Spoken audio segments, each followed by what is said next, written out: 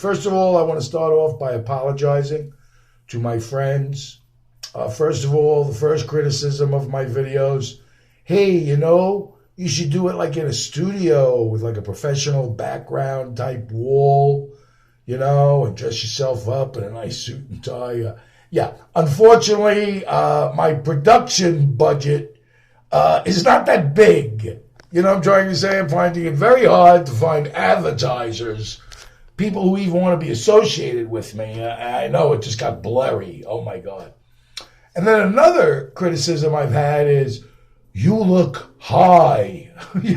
Like, I always like that one. You know what I'm saying?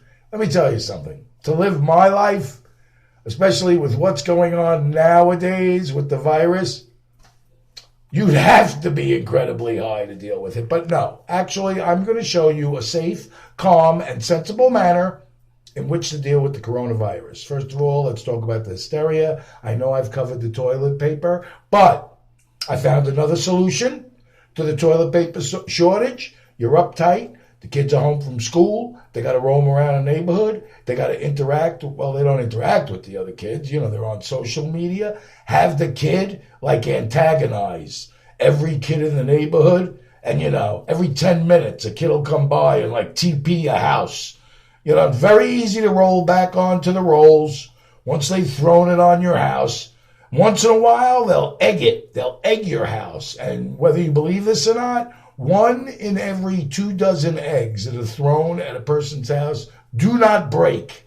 So that'll solve your egg shortage, if you wait about 5 or 6 days, depending on how antagonizing your child is on social media to the other teens in the neighborhood, or preteens for that matter.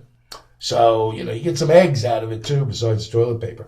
And I do want to say that down here in Florida, I'm sure it's the same way in New York. It was at least when I left there. The homeless, and the people who are out on the street, and I feel very sorry for these people. Don't get me wrong, but, they haven't used a private toilet in 40 years. You can tell that, just by looking at them. And I swear to God, I try to be sympathetic, but every time they pass me by, I can hear the coronavirus germs jumping off them going, hey, look, guys, a better neighborhood. You know what I'm saying? And now they're all over me.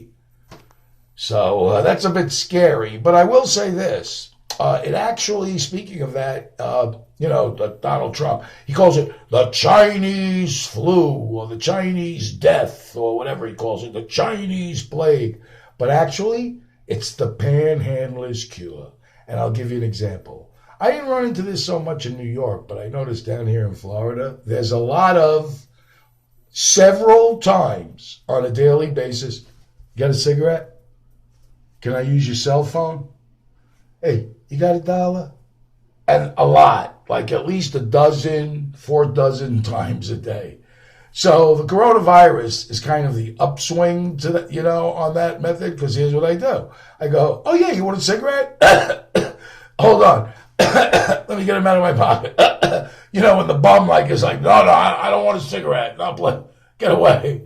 Oh yeah, you want to use my cell phone? Hold on. I'm trying to say while you're pulling it out. Trust me, they'll go away. They won't ask you for anything. I'm trying to say so. So in a way, it's good for that. You know what else I think is an upswing of the coronavirus? They say that the mask is not fully effective protecting you unless you're clean shaven. Thank God.